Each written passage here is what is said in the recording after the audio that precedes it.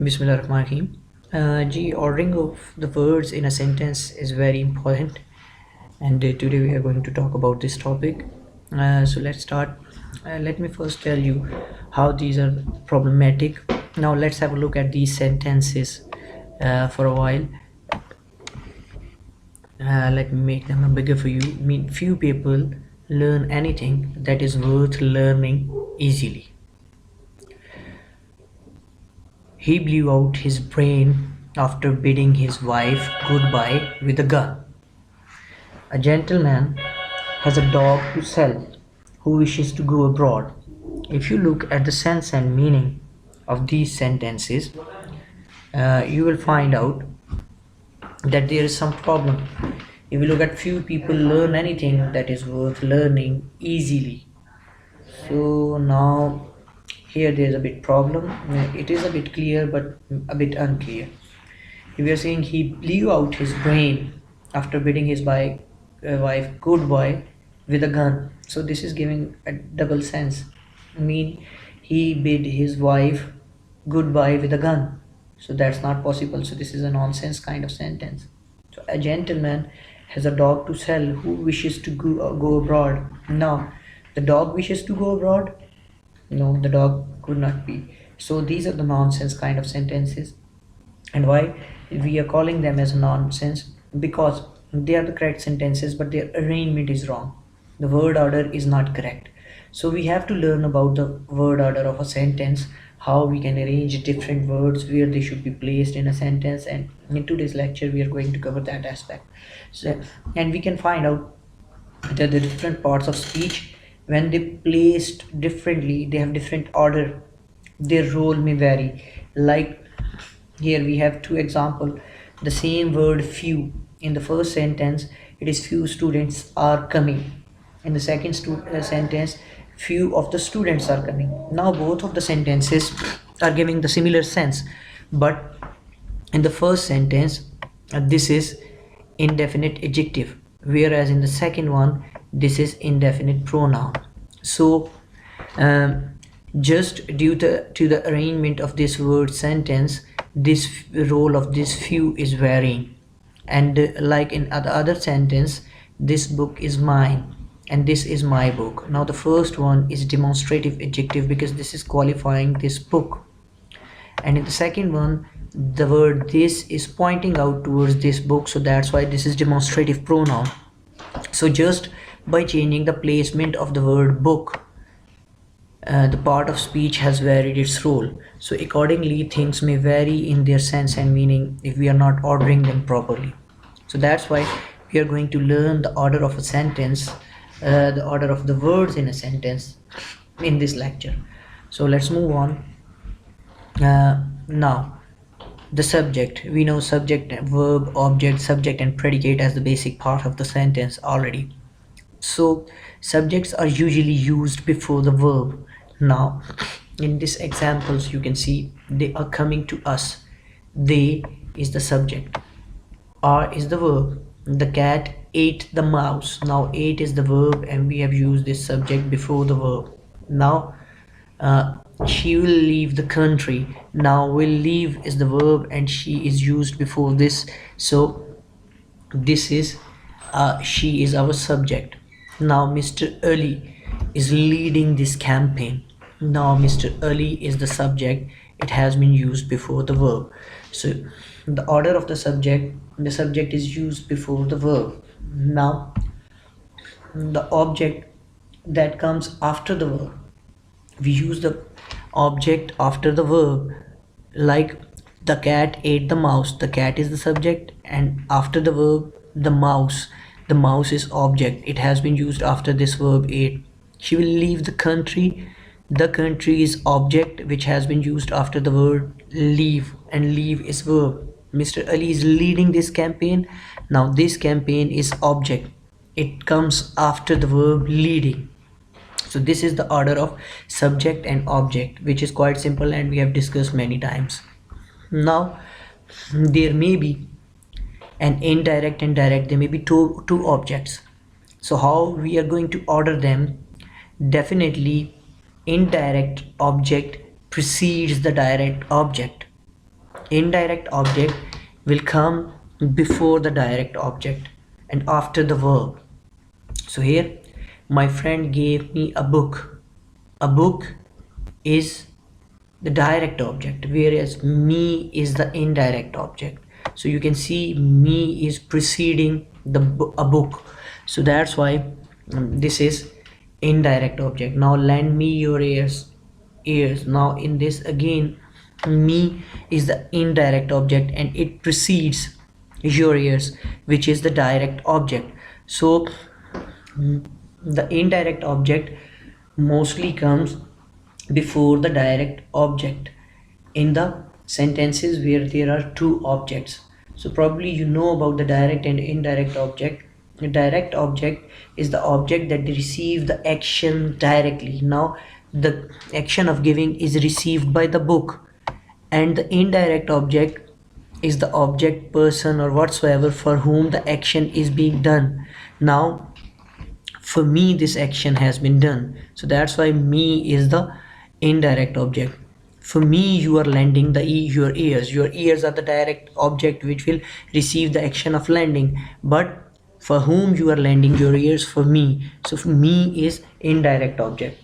So here you can know the direct object is the object which is receiving the action directly, and indirect object is the object for which or for whom the action is being done. So, and this is the correct order of direct and indirect object. There are also non-action kind of sentences which carry complement at the end of the day of them instead of objects. So complements also come after the verb. Now in this sentence, the cat is a lovely animal. A lovely animal is a complement. This is not an object. And she was sad. Sad is a complement. This is not object. So sad, and Mr. Ali is an engineer. So engineer is a complement which is coming after the verb, and it is talking about the subject. So these may be called the subject complements that we have discussed earlier on. But even the complements, whatever kind of complements they come after the verb like objects. But there is a difference between object and complement that we have discussed in the previous lectures. So now moving ahead with some other parts of speech like adjectives. So adjectives have two different orders in a sentence. They may be used before the verb, they may be used after the verb, but their real connection is not with the verb. Their real connection is with the noun. So there are two cases of adjective. One is predicative and one is attributive.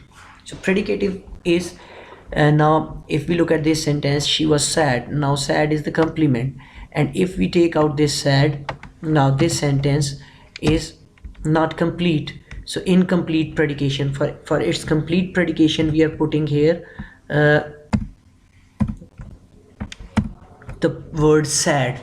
So sad is basically an adjective, but this is like predicative complement, and this is the predicative case of adjective.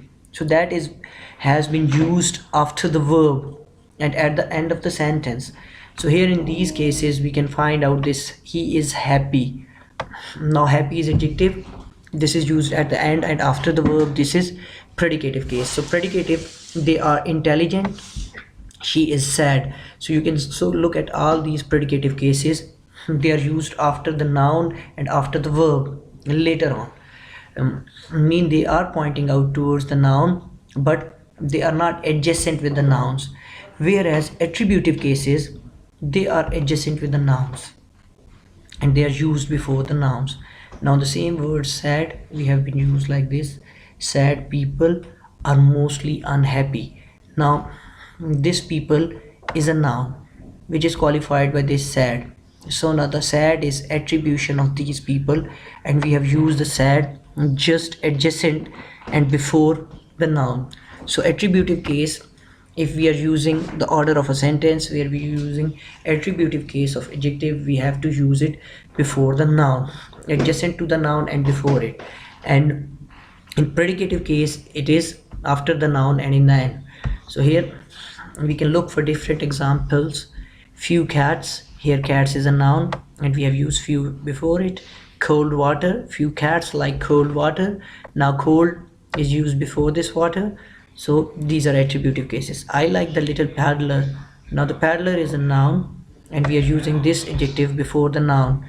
Who has a crooked nose? Now what kind of nose he has? A crooked one. So nose is a noun and this crooked is qualifying this noun. So this is again the attributive adjective. King Francis was a hearty king. Now hearty is qualifying this king and loved a royal sport.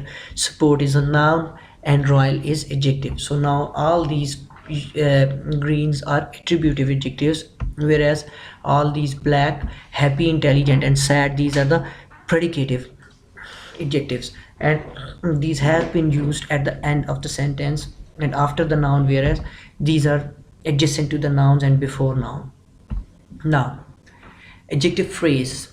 Adjective phrase is usually followed by a noun. Now it comes immediately after the noun. There is some confusion about the noun phrase and adjective phrase as well in the minds of our learners. So definitely if we include the noun in the phrase, that would be the noun phrase. Now I met a man of great wealth.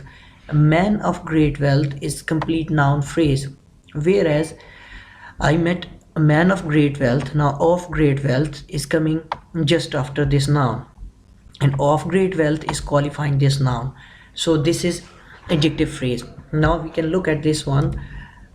I met a wealthy man.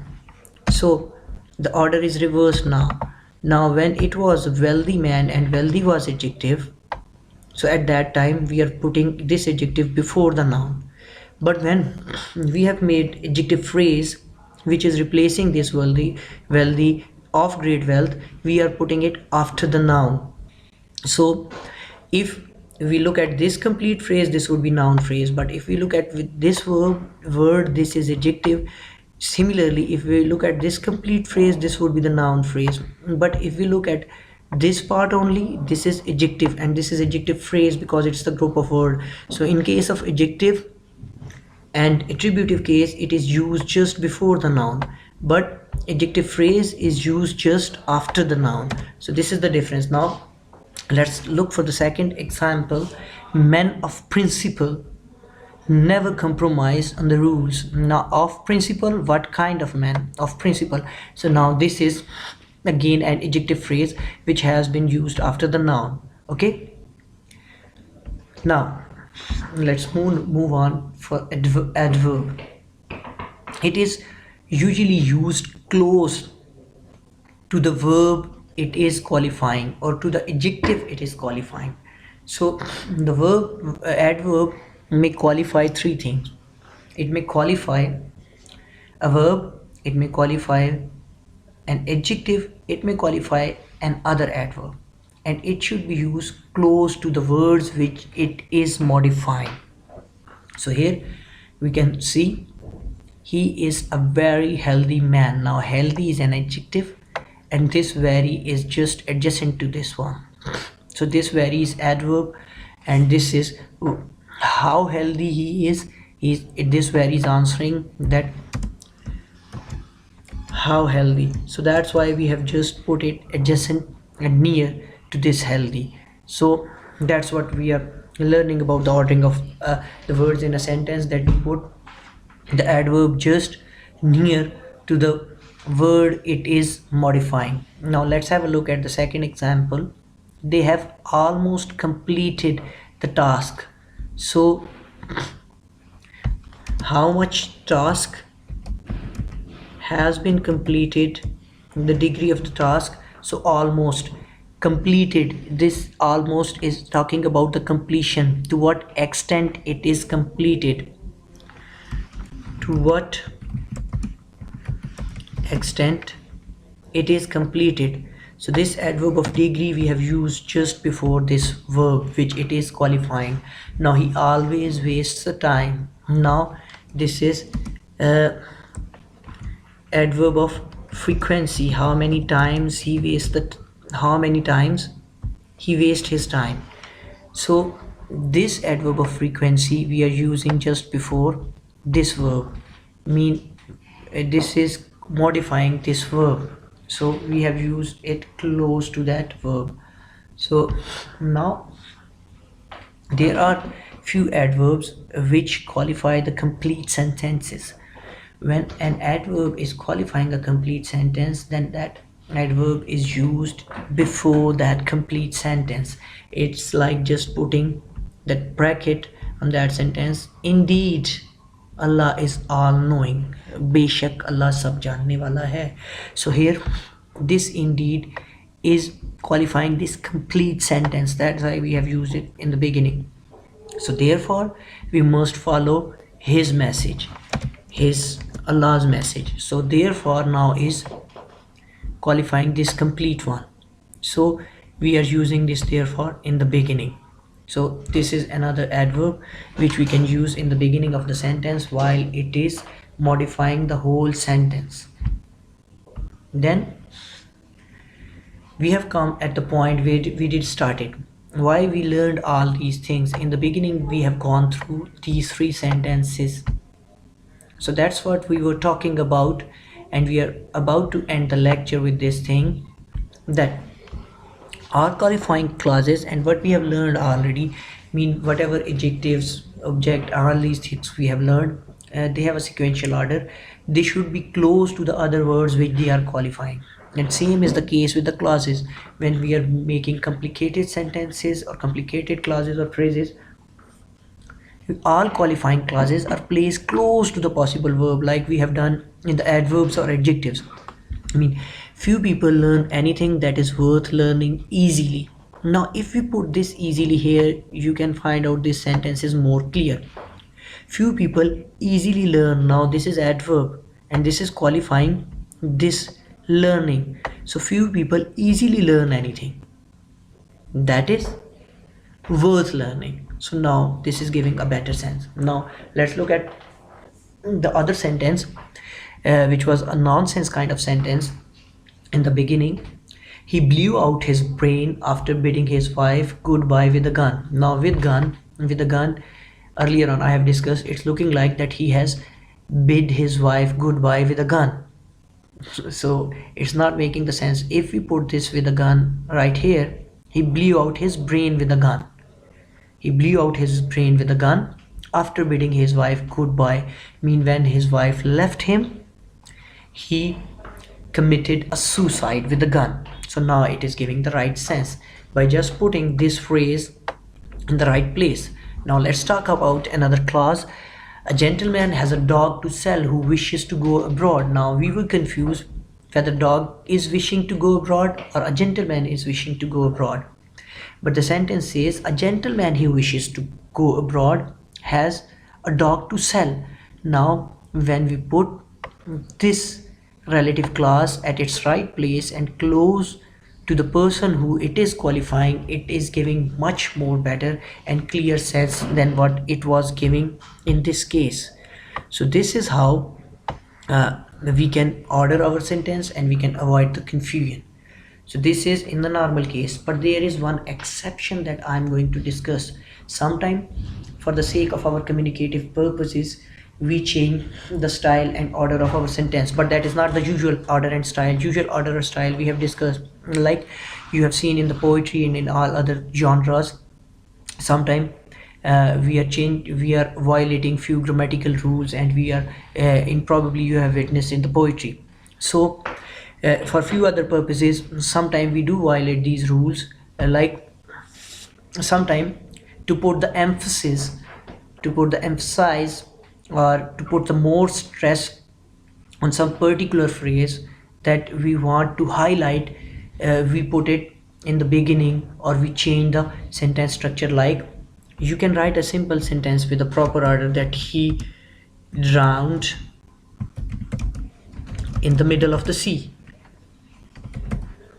You can understand it, in the middle of the sea. But if we want to emphasize in the middle, we can write it like in the middle of the sea he drowned. So now we have put this emphatically, mean there is no chance of his survival because in the middle he drowned. So now to put emphasis we have violated that thing, but that's not wrong, it's also correct. But the different purpose of communication we want to achieve here. Now we can write simply, I detest monkey, mean I don't like monkeys. But if we say monkeys I detest, it means we are focusing on monkeys, so we are putting more stress on monkeys. So in this way we can just violate a little bit, and this is exception. This is rightly said exception, but this is not usually used. In few cases to achieve some particular purposes of communication we use it. That's why I put it like exception. Otherwise these are the patterns and order of sentences we are following. So hopefully you learn from today's lecture, and if you have any queries and questions you can get back to me later on. Take care. Allah Hafiz.